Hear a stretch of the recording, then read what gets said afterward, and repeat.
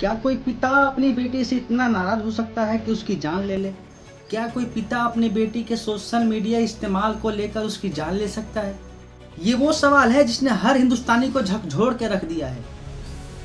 ये हर उस इंसान का सवाल है कि कोई पिता अपने बेटी के सीने में इतनी सारी गोलियां कैसे उतार सकता है। लेकिन हाँ, ये बिल्कुल ऐसा हुआ है। नाम था राधिका यादव, उम्र सिर्फ 25 साल।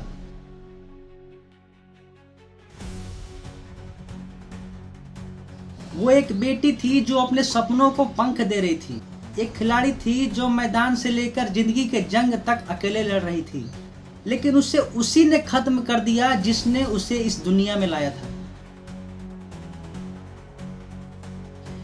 ये सिर्फ एक हत्या नहीं, ये एक घायल बाप के ईगो की हत्या है, खून है।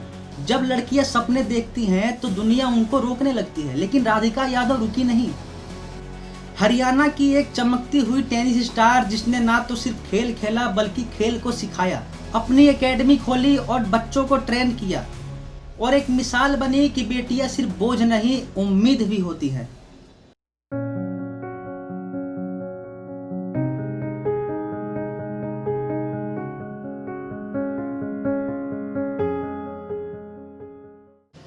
दस जुलाई की सुबह थी। राधिका अपने किचन में चाय बना रही थी। उसी वक्त उसके पिता दीपक यादव अंदर घुसे और बिना कुछ पूछे, बिना कुछ सवाल किए उसके सीने में 5 गोलियां दाग दी।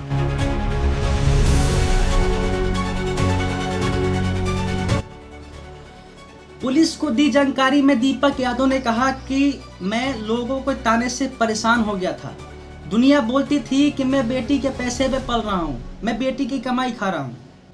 अब सवाल ये है कि क्या एक बेटी की कमाई उसके बाप के अहंकार से बड़ी हो गई, या यूँ कह लें कि एक बाप को ये बर्दाश्त नहीं हुआ कि उसकी बेटी उससे ज़्यादा कैसे कमा सकती है, या यूँ कह लें कि एक बेटी अपने बाप से ज़्यादा कैसे कामयाब हो सकती है।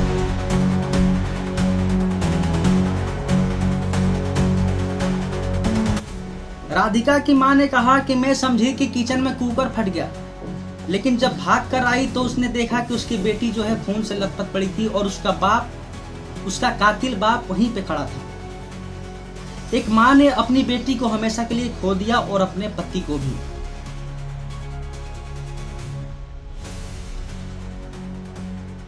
दीपक यादव को गिरफ्तार कर लिया है, पुलिस जांच कर रही है। गोली कहां से चली, कितनी चली और क्यों चली, पर इस केस में जवाब कम और सवाल ज्यादा दिखाई दे रहा है। जब बेटियां कामयाब होती हैं तो कई बार सबसे बड़ा डर उनका अपना घर बन जाता है। ये हत्या सिर्फ राधिका की नहीं, ये एक सोच की हत्या है, वो सोच जो कहती है बेटी को ज्यादा मत पढ़ाओ, वो उड़ने लगेगी तो घर नहीं संभाल पाएगी।